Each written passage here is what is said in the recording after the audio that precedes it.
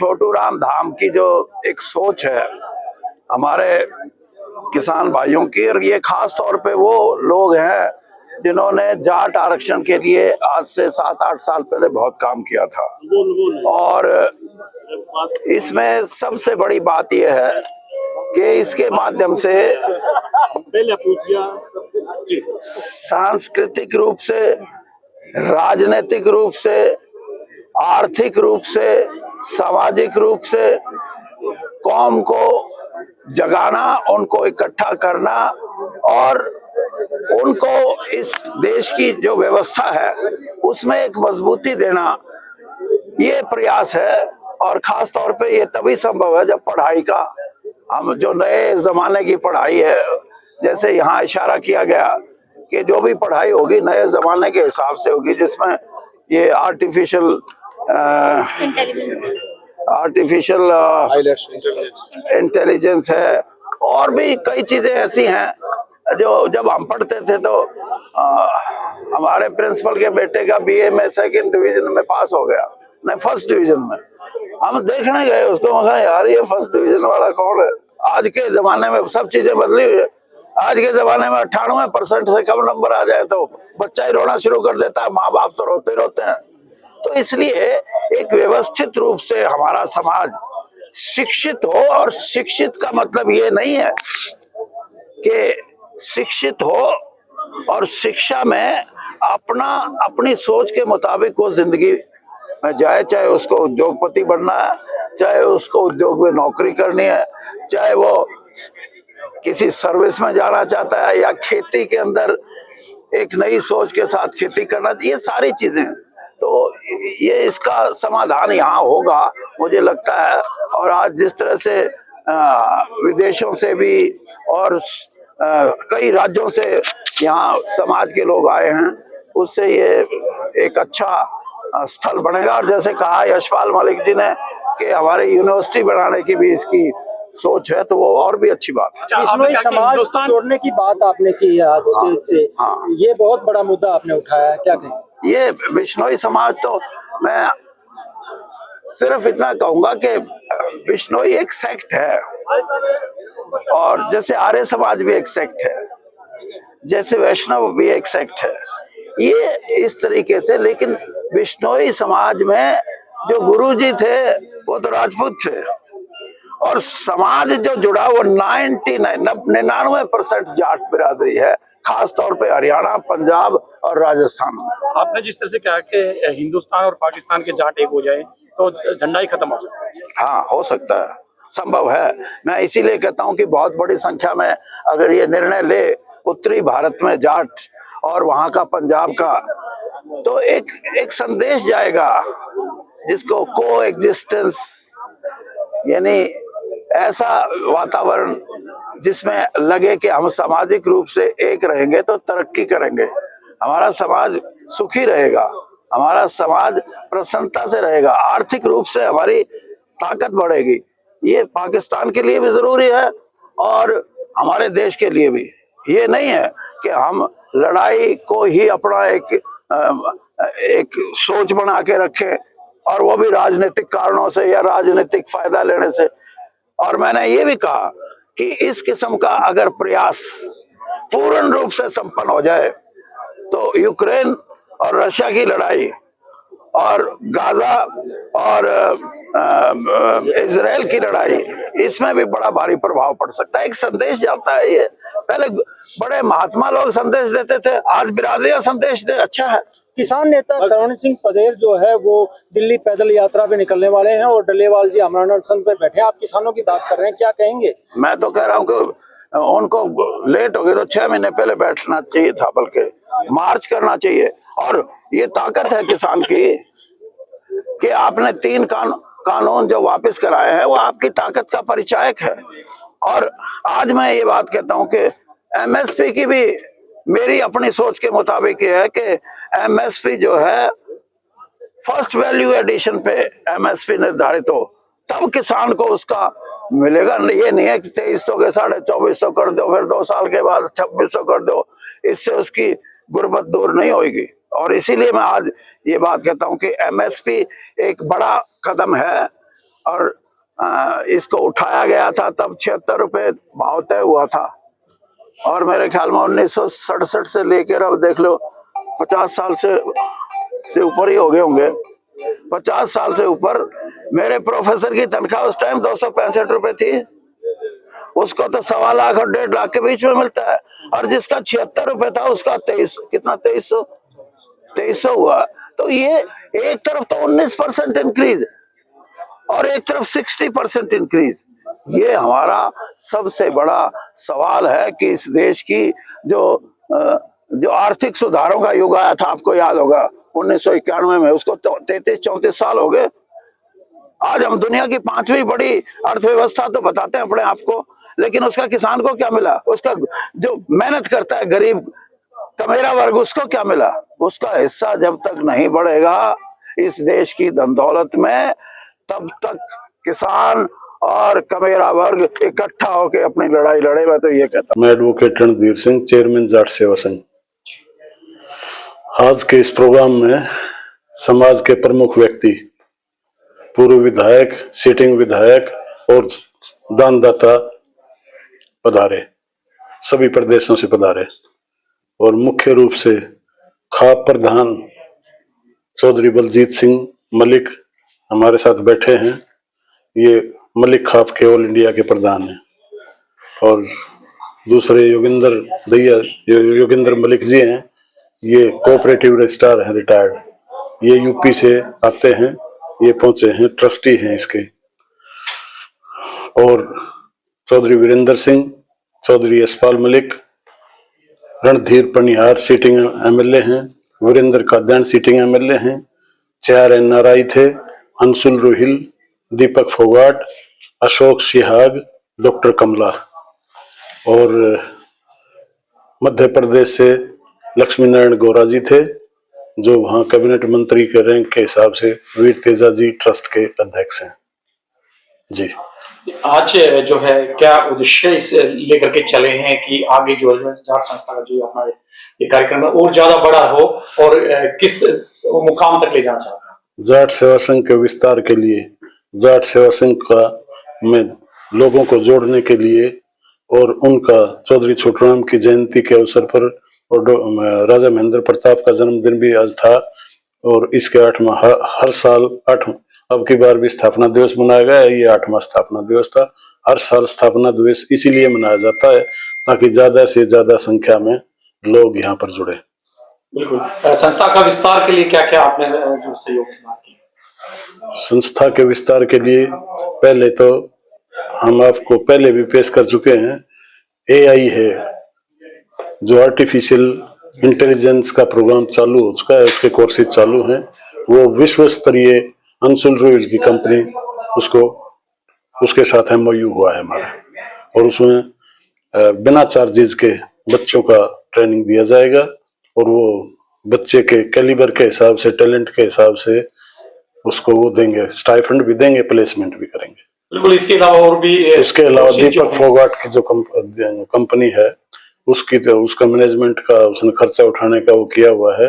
वो आईलेट्स का किया था, जो विदेश में जो बच्चे जाते हैं उनको डोंकी उसको बोलते हैं, जो चोरी से जो जाते हैं और जमीन जायदाद बेच करके चले जाओ और वहां जेलों में पड़े रहते हैं, उससे बचने के लिए वो प्रोग्राम होते हैं। और बच्चों के इंग्लिश स्पीकिंग कोर्स का उसमें वो है, वो भी चालू है।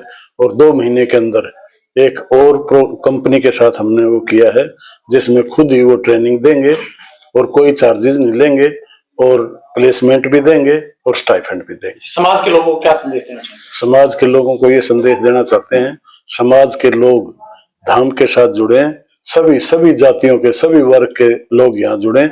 रहने की व्यवस्था है वो केवल जाट समाज के बच्चों की है, बाकी फिजिकल जो ट्रेनिंग है, फिजिकल जो प्रोग्राम है, वो सबके लिए है, समाज के सभी वर्गों के लिए। और वो इसका फायदा उठाएं, क्योंकि जिन बच्चों में टैलेंट है और पैसे नहीं है, तो वो इसका फायदा उठा सकते हैं। बिल्कुल। कितने कोर्सेज यहाँ पर लेकर के आए हैं? अभी तो 2 में ये कोर्सेज, इनका भविष्य आपको पता लगेगा। ये विश्व स्तरीय है, जो एआई का जिसका हमने एग्रीमेंट किया है, और वो आईलेट्स का भी, वो तो विश्व स्तरीय अपने आप में ही है, बाहर जाने, विदेश जाने का वो है। और जो 2 महीने के अंदर जो दूसरा एग्रीमेंट हम करने जा रहे हैं उसमें भी वो पूरे देश का सेंट्रल गवर्नमेंट के उससे एड से है। वो कौशल के लिए खासतौर पर समाज के लोगों को कौशल विकास को विकसित करने के लिए, कौशल विकास का ही मुख्य उद्देश्य है। इसमें HPSC है या डॉक्टर्स के लिए, इंजीनियर के लिए जो भी चीजें हैं वो सारी CGL से लेकर के सुपर 100 से लेकर के सभी उसमें शामिल है। कहाँ से लोग आए हैं? कहाँ कितने लोग आए? यहाँ पर आए कई हजार व्यक्ति आए हैं, हरियाणा प्रदेश से, यूपी से, राजस्थान से, मध्य प्रदेश से, दिल्ली से और पंजाब से मुख्य तौर पर ये आए हैं। ठीक है जी, अपना नाम बताइए। मेरा नाम बलजीत सिंह मलिक है। मैं मलिक हब का राष्ट्रीय अध्यक्ष हूँ। तो जो इन्होंने ये शुरू किया है चौधरी छोटूराम धाम पे, उनके नाम से ये बच्चों के भविष्य की उज्जवल कामना करते हैं और उनको ये आगे लेके जाएंगे। जो टेक्नोलॉजी एजुकेशन में नई नई आ रही है वो यहाँ मिलेंगी आपको, बाहर अभी तक कहीं आई नहीं। जैसे ये क्या कहते हैं इसको, आइलेट्स भी हाँ, और AI भी। अच्छा प्रयास है। बच्चों के लिए फ्री एजुकेशन है, रहने की व्यवस्था है, खाने पीने की है। गरीब और बेरोजगार बच्चों के लिए ये बहुत अच्छा है, मील का पत्थर साबित होगा। खासतौर पर युवा आजकल नशे की लत की तरफ जा रहा है, इसको लेकर के क्या कुछ यहाँ पर कोई विकास के लिए, कौशल के लिए युवाओं को बढ़ावा दें? ऐसा है, युवा जो जा रहा है आजकल नशे की तरफ, उसमें इनका तो योगदान रहेगा, बाकी खाकों का भी योगदान है। हर बार हम जहाँ भी पंचायत होती है हर जगह कहते हैं, और नशा कोई एक तरह का नहीं है, नशा तो कई तरह का है। शराब का है, अच्छा अफीम का है, सुल्फे का है, अच्छा आजकल तो क्या सुनने में ये आ रहा है कि छोटी छोटी गोलियां भी मिल रही पान वालों की, वो सबसे खतरनाक है।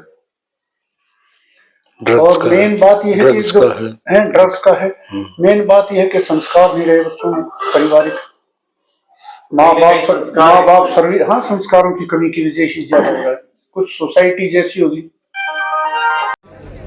या दुनिया चांद पे डाली, हर चीज में लोग आगे से आगे बढ़ के काम कर रहे हैं। और यहाँ पर हमारे घर के अंदर, हल्का कलोई के अंदर, दसैया के अंदर इतनी ऐतिहासिक धाम बढ़कर हमारे बच्चों के लिए, और जो बच्चे हमारे कुछ इस उम्र के हो गए, उनको भी अगर किसी ज्ञान की या किसी बात की जरूरत है तो वो जरूरत इस धाम के माध्यम से हमारे सभी साथी मिलकर पूरी करने का काम करेंगे। बुजुर्गों, नौजवान साथियों,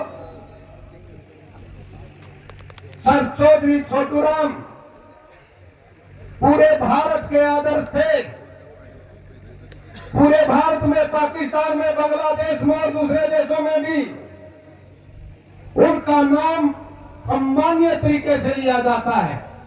तो लिया जाता, उसका मतलब यह है कि उसने समाज को जो कुछ दिया वो आज तक याद रखने लायक है। तो मैं सबसे प्रार्थना करूंगा, अगर इस कार्यक्रम की बात करें, ये साथी कुछ गाड़ियों में बैठे रोड पे घूम रहे हैं। जिन साथियों ने ये कार्यक्रम, जिन साथियों ने आयोजित किया है, उनकी हिम्मत देखो।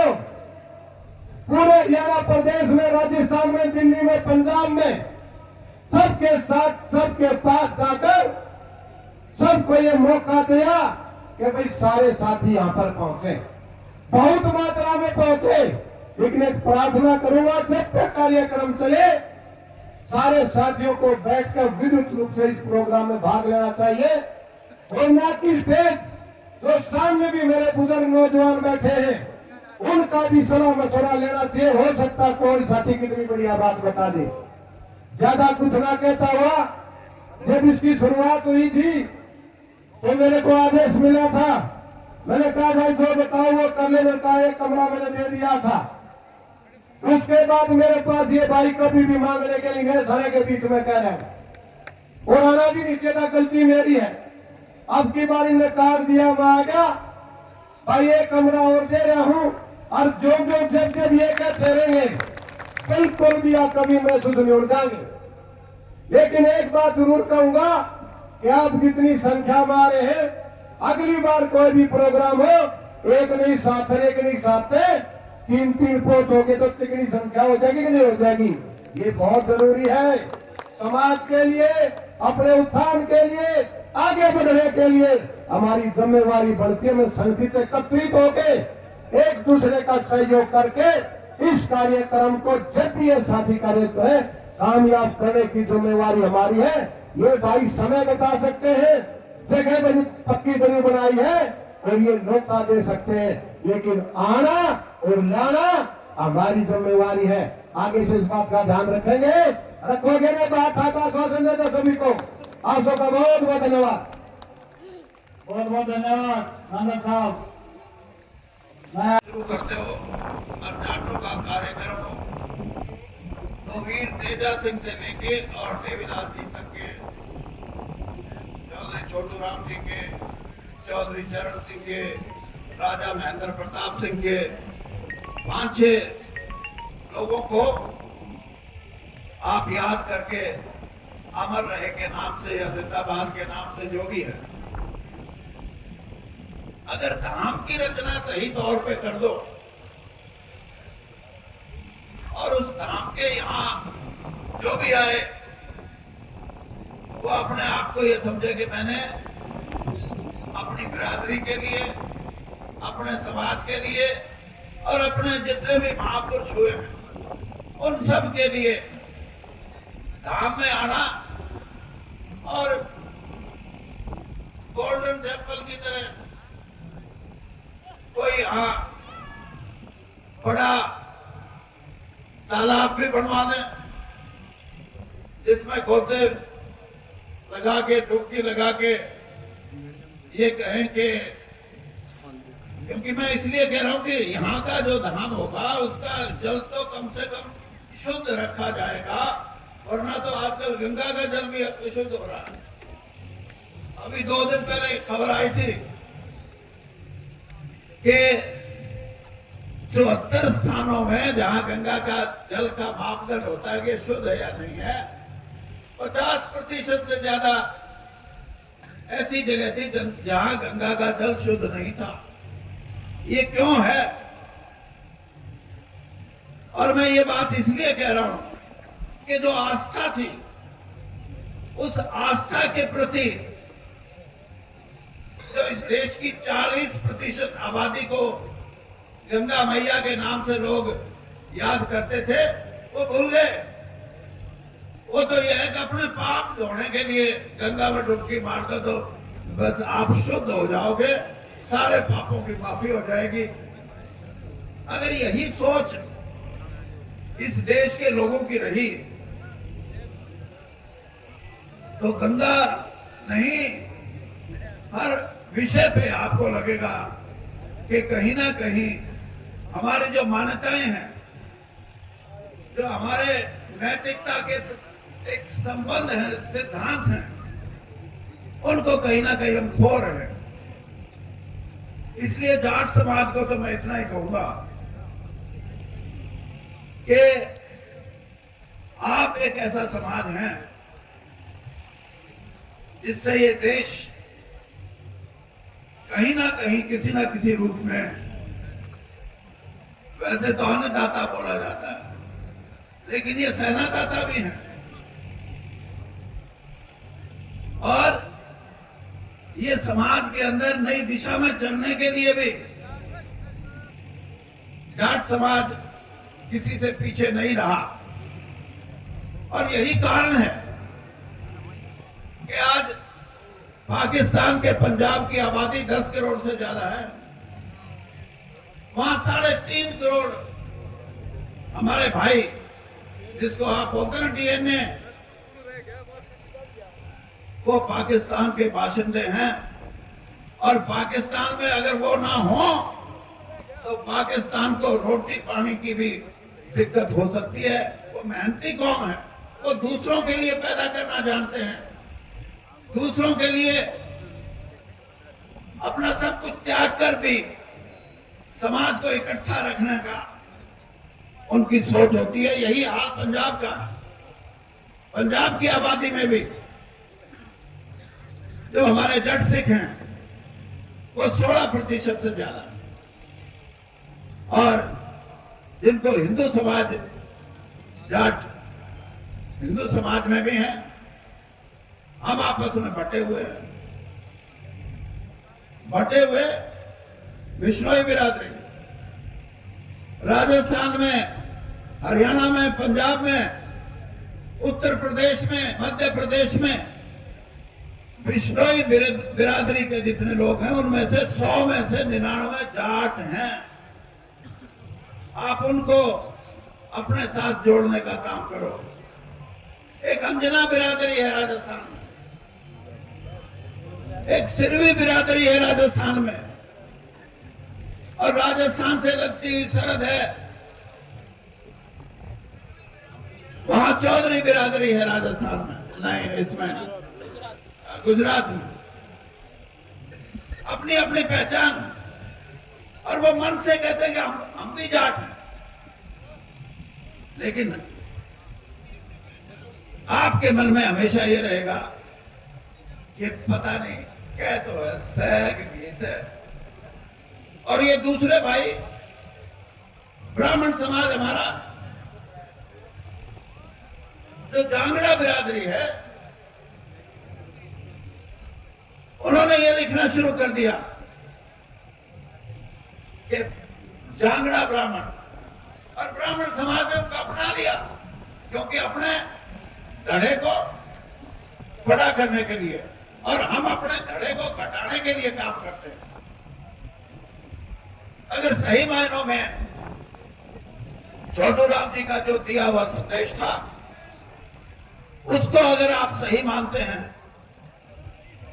तो पहले ये जो जिनके नाम लिए हैं, जिन बिरादरियों के जो अपने हैं, जिनका खून का रिश्ता हमारा है, धर्म अलग अलग हो सकता है, जात कभी अलग नहीं हो सकती, जाट तो जाट ही रहेगा। और इस बात को अगर हम अपना के आगे बढ़ें, तो हरियाणा के अंदर भी यहां आपको ये लगता है कि हम सही रास्ते पे आगे बढ़ रहे हैं, लेकिन सामाजिक रूप से हम इकट्ठा नहीं है। अगर सही मायनों में मैं कहूं तो 2 तरह का समाज बन गया हमारा। एक तो वो भाई जो आज भी गांव से जुड़ा हुआ, खेती से जुड़ा हुआ, और जिसके मन में आपस में रहने का प्रेम है, सद्भाव है। एक गांव भी जाट का ऐसा नहीं हो सकता जहां 36 बिरादरियों का आपस में प्यार ना हो, सद्भाव ना हो, प्रेम ना हो, सौहार्द ना हो, और उनके अंदर जो सह अस्तित्व की भावना है, इकट्ठा रहने की, इस बात को कहीं ना कहीं सामाजिक रूप से जो गांव में बैठा भाई है उसको संभालना पड़ेगा, समझना पड़ेगा कि हम इन सबको इकट्ठा रखें। राजनीतिक पार्टियां या राजनीतिक नेता तो अपने वोट के लिए समाज को बांटने की कोशिश करते हैं। हरियाणा में भी सामाजिक रूप से हमारे समाज को बांटने की कोशिश कई प्रकार की शक्तियों ने की, लोगों ने भी की, राजनीतिक दलों ने भी की, और धर्म के जो ठेकेदार हैं उन्होंने भी की। लेकिन हमारी ये सोच है कि नूह के अंदर जब कोई धार्मिक यात्रा निकल रही थी, वहां झगड़ा हुआ, और उसके बाद तमाम बिरादरियों में तनाव की दिशा साफ लगने लगी। तो जैसे हम अपने यहाँ काप बताते हैं, वहां पाल बोलते हैं, और पाल बिरादरियों ने, उसमें मुसलमान भी उतनी संख्या में, हिंदू भी उतनी संख्या में, 36 बिरादरी के हिंदू, उन्होंने इकट्ठा होकर फैसला किया कि हमारे को बांटने की कोशिश मत करो, हम इकट्ठा रहना चाहते हैं, प्रेम से आपस में भाईचारे को बढ़ा के रखना चाहते हैं। और उसमें अग्रणी रूप से अगर कोई कौम थी तो जाट कौम थी। उनकी रहनुमाई में ये चीज हरियाणा की सभ्यता में पड़ी हुई है। और मैं तो यहां तक कहता हूं, जिस दिन हरियाणा, पंजाब, राजस्थान और हमारी ये जाट बिरादरी इकट्ठा होंगी तो किसान भी इकट्ठा होगा। वरना किसान के आंदोलन को भी यही कहते थे ये पत्रकारिता से जुड़े हुए लोग, ये तो जट सिखों का, जाटों का, हरियाणा के जाट और पंजाब के जट सिखों का आंदोलन है। नहीं, वो किसानों का आंदोलन था। और उनको, अगर हम किसान को जोड़ने की बात करेंगे तो आपके साथ कमेरा वर्ग भी जुड़ेगा, जिसका हजारों साल शोषण होता रहा।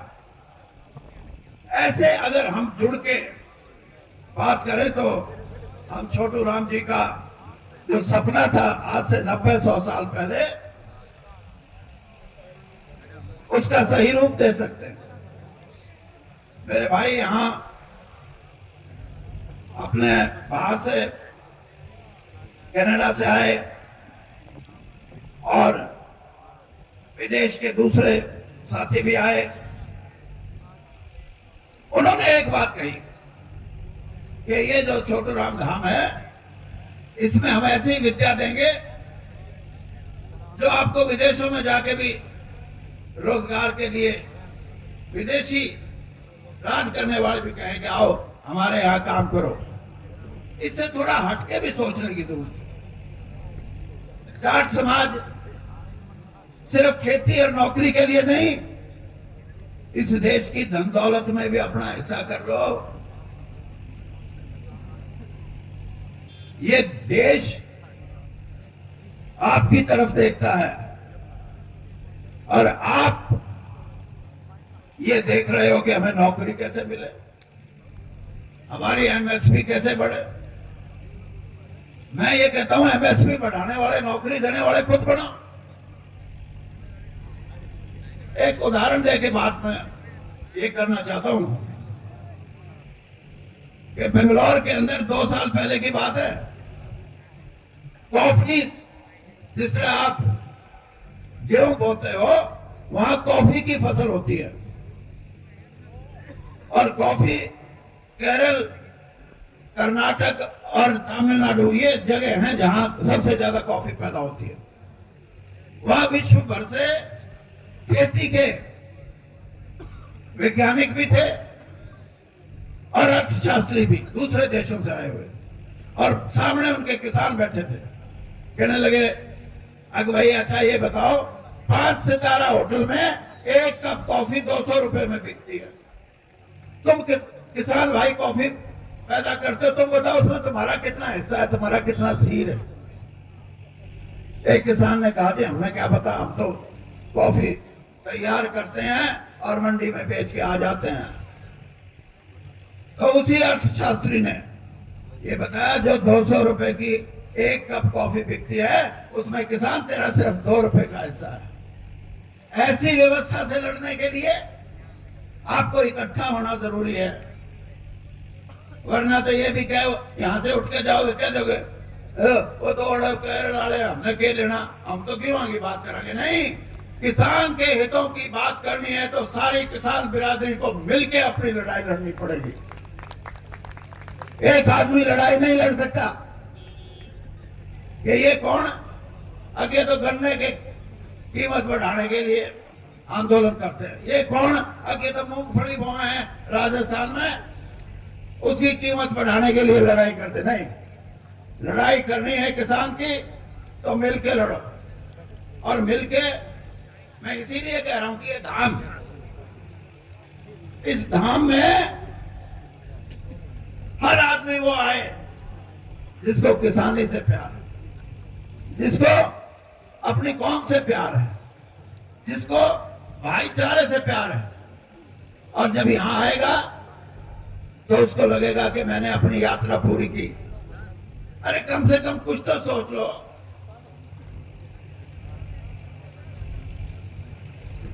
मुस्लिम धर्म को मानने वाले मक्का के अंदर जब जाते हैं एक एक साल में 60-60, 70-70 लाख लोग जाते हैं।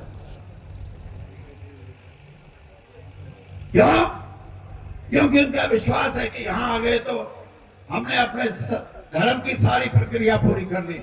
इसी तरह जाट बिरादरी को मैं ये कहना चाहूंगा कि पहले तो आप इकट्ठा हो और फिर किसानों को इकट्ठा करो और फिर जितनी बिरादरियां हैं उनको अपने साथ जोड़ने की कोशिश करो और कमेरे वर्ग को जो संघर्ष करता रहा है, हमेशा जिसका शोषण होता रहा है, उसको जोड़ने की कोशिश करो। तो इस देश की अर्थव्यवस्था में, इस देश के रुपए पैसे में आपका हिस्सा अपने आप बढ़ेगा। किसी की हिम्मत नहीं है कि उसको कम कर दे, लेकिन टूटते रहोगे, ये सोचोगे कि बिश्नोई तो दूसरे हैं। मैं तो यहां तक कहता हूं कि अगर पाकिस्तान में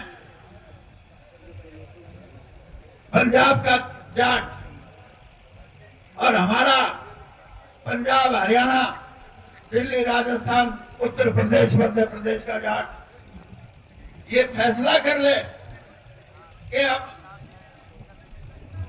लाहौर पे जहां वाघा बॉर्डर है, कौन सा बॉर्डर है वो,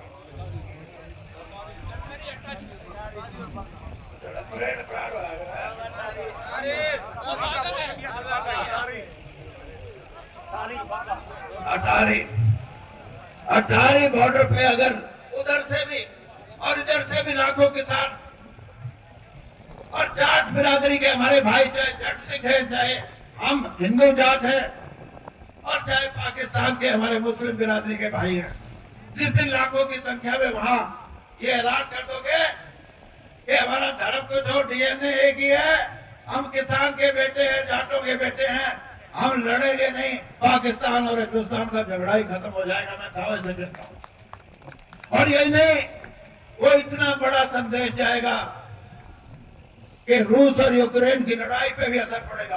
अरे ये 20,000 साल पुरानी सभ्यता के लोग अपने मिलके इकट्ठा होकर लड़ना चाहते हैं, तो हमारे को क्या कमी? उस लड़ाई को भी बंद हो सकती है। वो लड़ाई, वो लेबनान की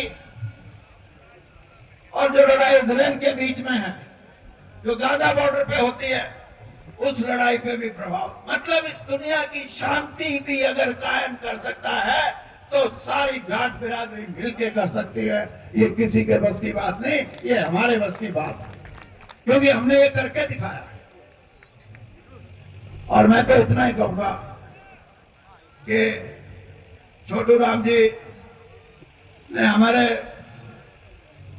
सीने को और हमारे सिर को तो ऊंचा किया है, लेकिन कई बार घना ऊंचा चले जाए, हमें दूसरों से संबंध बनाने के लिए नरम भी रहना पड़ेगा, उनसे प्यार मोहब्बत से भी बात करनी पड़ेगी, उनके साथ मिलके हमारे समाज को ऊपर उठाने की बात करनी पड़ेगी, आर्थिक समृद्धि के लिए लड़ाई लड़नी पड़ेगी। अगर इन बातों को लेके हम चलेंगे, मैं तो आज आपके बीच में कह के जा रहा हूं कि 78 साल का हो गया, अब परमात्मा ने देखना है कैसा साल है, लेकिन मैं सबसे बड़ी लड़ाई लड़ूंगा जाट बिरादरी को इकट्ठा करने के लिए। और राजनीति नहीं करूंगा, ना राजनीति से मेरा कोई संबंध होगा। अगर राजनीति करूंगा तो जाट को यही हाथ कट्ठे दौड़ने तैयार नहीं थे। मैं सामाजिक रूप से और राजनीति का भी एक दिशा देने के रूप से, और हमारे समाज को इस देश के नोटों में, इस देश के धन में, दौलत में, रुपए में, पैसे में, सोने में, चांदी में, इसमें भी हमारा हिस्सा हो, उसकी लड़ाई, आर्थिक लड़ाई, सामाजिक लड़ाई और राजनीतिक लड़ाई और धार्मिक लड़ाई भी। स्वामी दयानंद का कई बार मैं ये कहता हूं कि वो महापुरुष नहीं होते तो जाट समाज आज भी उन्हीं बंधनों में बंध के धार्मिक, जिसको धर्मांधता कहा जाता है, उसका शिकार रहते तो हमारा कल्याण नहीं होता। आज हमारे भाई विदेशों में गए, पढ़ लिख के गए। आज हमारी सेनाओं में बड़े से बड़े अफसर हमारे भाई आज हमारे देश में पढ़ाई के हिसाब से, खेलों के हिसाब से कौन सी चीज ऐसी है जिसमें हम कम हैं, लेकिन अभी कमी है तो इकट्ठा होने की। और आप सोच लो इन बातों को। मैं यशपाल मलिक जी बैठे हैं, इनका मैं धन्यवाद इसलिए करता हूं, इन्होंने कोशिश की, लेकिन हम भी गजब के आदमी हैं। जब चंदा देवा जब तो निकल जुटा रहे भाई, जुटा रहे, और फिर वे आदमी हिसाब दे भाई, हिसाब भाई। अगर इतना बेतबारी का काम है तो हिसाब, पैसा देने की भी कोई जरूरत नहीं। जिस संस्था के लिए, जिस कौम के लिए, जिस धाम के लिए आप मिलके योगदान देते हो, तो उन लोगों पे जो यहाँ बैठ के काम करते हैं उन पे यकीन करना भी जरूरी है। और मैं यहाँ के भाई है, मेरा नाम वीरेंद्र ही है, सरपंच का क्या नाम है? ओम प्रकाश। ओम प्रकाश जी का, और ये सारे जितने भी लोग यहाँ बैठे हैं, ये वो हैं जो राजनीति से परे हैं। एक मेरी धर्मपत्नी तो है मैं राजनीति में, मैं भी हट लिया। मैं ये बात इसलिए कह रहा हूं, जब वोट लेनी हो तो मैं तेरा भाई, ये अपना भाई रणधीर बनिहार पार्टी पूछ रही। अरे नेता लोग, एमएलए, एमपी, मंत्री, मुख्यमंत्री, मेरी लड़की की शादी थी, ईमान से बताता हूं, मुझे दुख होता है इन बातों का। मेरी लड़की की शादी थी, मैंने राजनीति में मैं हूं था, सबको चिट्ठियां भेजी, और कुछ ने आके मुझे बताया, अरे भाई मुख्यमंत्री ने कहा बिना में नहीं जाना उसके। ये समाज की व्यवस्था है। व्यवस्था का मतलब ये है कि कोई एमपी एमएलए अपनी पार्टी से, अपने मंत्री से, अपने मुख्यमंत्री से पूछ के आए मैं जाऊं कि नहीं जाऊं। ये हमारे समाज की गिरावट है, और ये गिरावट राजनीतिक लोगों ने पैदा की है, समाज ने पैदा नहीं की, ये राजनीतिक लोगों ने पैदा की है। इन चीजों से ऊपर जिस दिन उठ जाओगे, आपका कोई मुकाबला करने वाला नहीं है इस सृष्टि पे। और इसीलिए मैं आपसे कहता हूं कि जो वोट लेने आते हैं तब तो जात पात की बात करते हैं, और जब कुछ मिल जाता है तो उसकी जात कुछ नहीं लगती। फिर तो यह है कि राजनीति में मेरे को किसको खुश करके रखना है, इस प्रवृत्ति से अगर हम छुटकारा नहीं पाएंगे तो हम मजबूत नहीं हो सकते। मैं आज आपको यह बात बता के जा रहा हूं, मैंने अभी जैसे कहा, मैं एक लड़ाई लड़ने जा रहा हूं कि मेरी बिरादरी इकट्ठा हो, वोट कहीं दे, लेकिन कम से कम इकट्ठा होने का तो हौसला हो। वोट कहीं का मतलब यह नहीं है कि आप राजनीतिक तौर पे शादी ब्याह में जाके ये अपनी पार्टी से पूछो, तो ये सारी बातें बहुत मायने रखती हैं। और मैं एक काम और करके जा रहा हूं, मैं आपसे सबसे कि मैं 500 रुपए के हिसाब से 5 लाख रुपए इकट्ठा करूंगा। कितने आदमी आप होंगे बताइए भाई? 1000 लोगों से 500 रुपये लेके और इस धाम में दूंगा, और उनकी लिस्ट दूंगा। और मैं 100 करोड़ तो नहीं है लेकिन 1 लाख रुपया मैं अपनी तरफ से, और मेरी धर्मपत्नी छोटू राम बेच, ना ऐसा नहीं है, मैंने बिकवाओ आगे किधर, मैंने ईमानदारी से राजनीति की है। और मेरी धर्मपत्नी ये छोटू राम विचार मंच की अध्यक्ष है हरियाणा की। 1 लाख आप अपने विचार मंच जो ट्रस्ट है उससे दो। और भाई बाकी यह है जितनी भी बुलाओगे पीछे जरूर देके जाऊंगा, देऊंगा थोड़े 100 करोड़ का मेरा ब्याह। धन्यवाद।